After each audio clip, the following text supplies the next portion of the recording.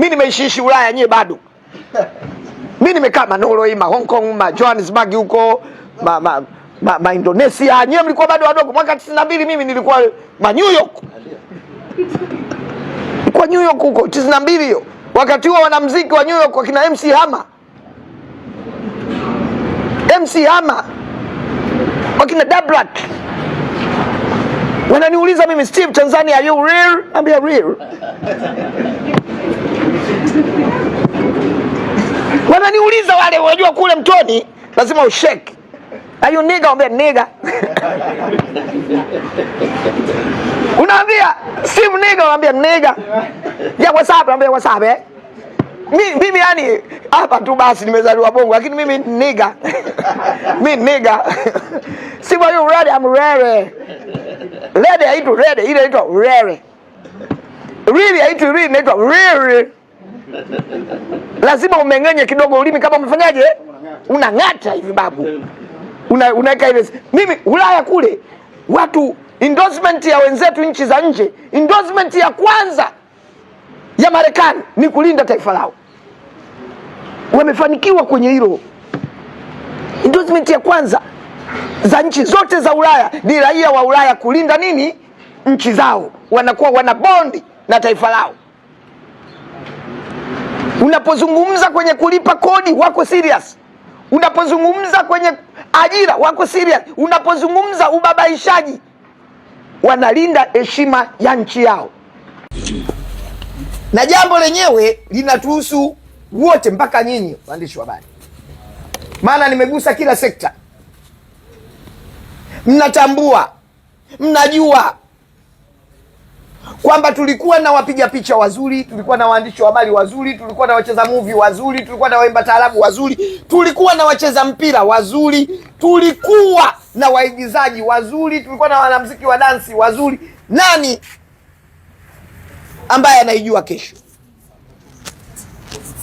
Nani anajua maamuzi ya Mwenyezi Mungu? Nani anatambua kesho ataamka? Nani anatambua kesho atapata hela? Nani anatambua uhai wake? Yote hayo ni maamuzi ya Mwenyezi Mungu.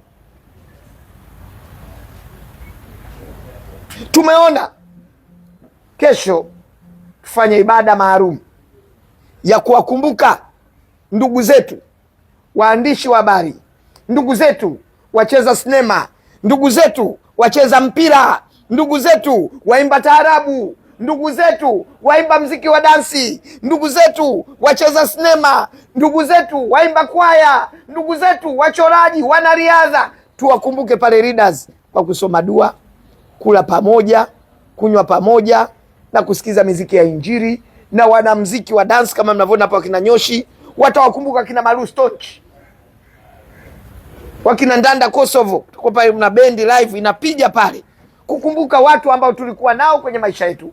Namba zao za simu hatujazifuta, zipo bado, lakini hawapo duniani. Sisi tuko juu yao, tunatembea, wenyewe wamelala chini.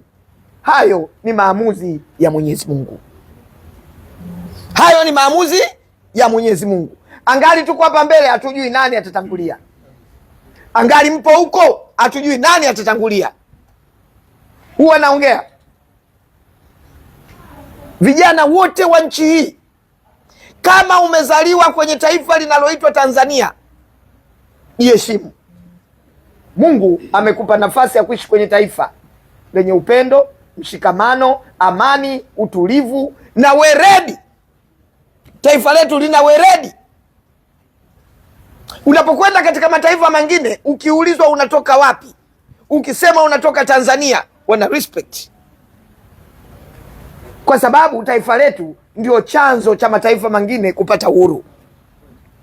Ni taifa la Tanzania ndio chanzo cha mataifa mengine kupata uhuru, sio taifa lingine, ni taifa la Tanzania.